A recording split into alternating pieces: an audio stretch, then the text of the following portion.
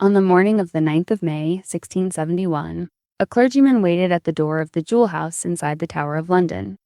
He had visited often that spring, always polite, always patient, and the keeper who guarded England's crown regalia had come to think of him as a friend. Within the hour, that same clergyman would beat the keeper to the ground, flatten the crown of England under a mallet, and try to carry the scepter and the orb out through the Tower gates in a bag. He would fail to escape.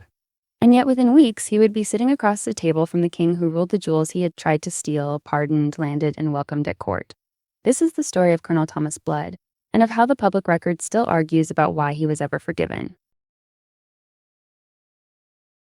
Thomas Blood was born in Ireland around 1618, the son of a prosperous blacksmith and landowner.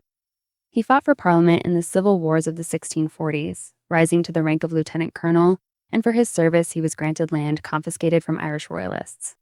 When Charles II returned to the throne in 1660, the settlement that followed stripped many of those wartime grants back from men like Blood. He lost his Irish estate, his income, and his standing in a single stroke of restoration politics. He was, by every surviving account, resourceful, plausible, and unwilling to accept the loss quietly. Within 3 years, he was plotting again, this time against the government that had ruined him. In 1663, Blood joined a conspiracy to seize Dublin Castle, the seat of English power in Ireland, and to take the Lord Lieutenant, James Butler, Duke of Ormond, hostage. The plan was betrayed before it could be carried out, and several of the conspirators were captured and executed. Blood escaped to the Netherlands, where he lived under assumed names for years, a wanted man with a price on his head. He resurfaced in England later in the decade, still nursing his grievance against Ormond, the nobleman he blamed for the ruin of his family's fortunes. Contemporary state papers record the plot and the manhunt that followed, though Blood himself was never captured for it.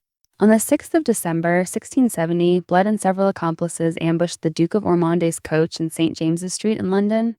They dragged him out, tied him to a horse, and rode toward Tyburn, apparently intending to hang him at the public gallows there. Ormond broke free in the struggle and raised the alarm, and the attackers fled into the dark. The Duke survived, badly shaken, and a reward was posted for the men responsible. No one was ever convicted for the attack, and it remained an open scandal at court for months afterward. It was against this backdrop of an unsolved assassination attempt that Blood, still free and still unidentified, began appearing at the Tower of London the following spring. By the spring of 1671, Blood had reinvented himself as a clergyman, calling himself Dr. Aleph, and had begun visiting the jewel house at the Tower with a woman posing as his wife. There he met Talbot Edwards, the elderly keeper who lived above the regalia with his family, and showed the crown jewels to paying visitors. Blood's companion pretended to fall ill during one visit, and Edwards invited the couple upstairs to recover, beginning a friendship between the two households. Blood returned again and again over the following weeks, bringing gifts and warm conversation, and eventually proposed that his wealthy nephew might marry Edwards's daughter. The keeper, flattered and trusting, welcomed the match, and the visits continued. On the morning of the 9th of May, Blood arranged to bring his nephew and 2 friends to view the crown jewels before the young man's supposed wedding, timing the visit for an hour when few other visitors were expected. Talbot Edwards let the 4 men into the small room where the regalia was kept behind an iron grille and turned to lock the door behind them, as he always did. The moment the door was shut, Blood and his companions threw a cloak over the old man's head, struck him with a mallet, and stabbed him when he continued to struggle. Edwards was gagged, bound, and left for dead on the floor of the room that held England's crown. With Edwards bound and bleeding, Blood set to work. He flattened St. Edward's crown with a mallet and hid it under his clergyman's cloak, while one accomplice filed the long ceremonial scepter to fit inside a bag and another stuffed the golden orb down the front of his breeches.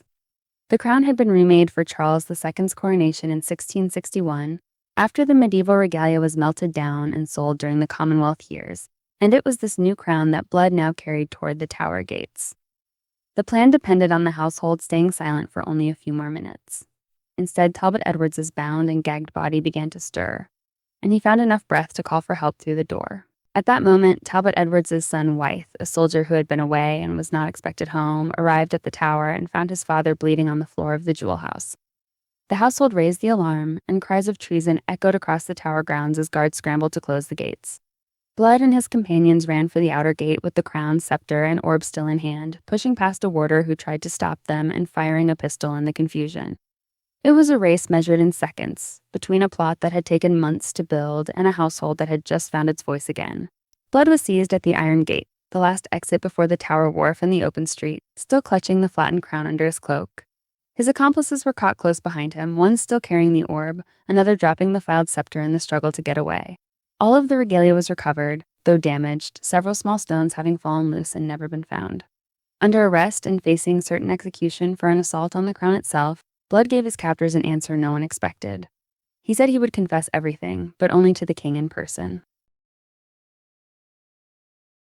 Rather than face immediate trial, Blood was brought to Whitehall Palace and questioned by King Charles II himself, along with Prince Rupert and other members of the court. What was said in that room was never fully recorded, but Blood is reported to have spoken with striking calm for a man facing the gallows, admitting to the theft and to earlier plots against the crown, including the attack on the Duke of Ormond. He reportedly argued that his life, spent on causes larger than himself, was worth more than the axe he now faced. Whatever passed between them, the king did not send him to trial. In July 1671, Charles II granted Thomas Blood a full pardon, not only for the theft of the crown jewels, but for his earlier crimes as well. Historians have never agreed on why. Some point to the king's well-documented fondness for daring rogues. Others suggest Blood held damaging knowledge about members of the court, and some argue the pardon served a quiet political purpose involving rivals of the Duke of Ormond. What the surviving record shows plainly is the outcome, not the motive. A man who had assaulted the keeper of the regalia and made off with the crown of England walked out of custody a free man within 2 months of his arrest. The pardon came with land. Blood received an Irish estate reportedly worth some £500 a year, a considerable income for the period, and became a familiar face at the royal court, where he was consulted informally on Irish affairs and reportedly received visitors seeking his influence. Talbot Edwards, the keeper who had been struck down defending the regalia, survived his wounds and received a payment from the crown, though nothing close to what his attacker was given in land and favor. The contrast was not lost on observers at the time, and it remains one of the more debated footnotes in the history of English royal clemency. Thomas Blood died in London in August 1680, nearly a decade after his pardon. Because of his long history of disguise and deception, including a lawsuit brought against him by the Duke of Buckingham shortly before his death, authorities reportedly exhumed his body to confirm that Colonel Blood was truly dead and not staging one final escape. The crown he tried to steal still sits in the Tower of London today, its base slightly altered from the damage of that morning, one of the few pieces of regalia with a documented criminal history of its own. The written record of the trial that never happened, the pardon that did, and the keeper who nearly died protecting a crown he did not own, remains the clearest evidence of how the case ended, if not why.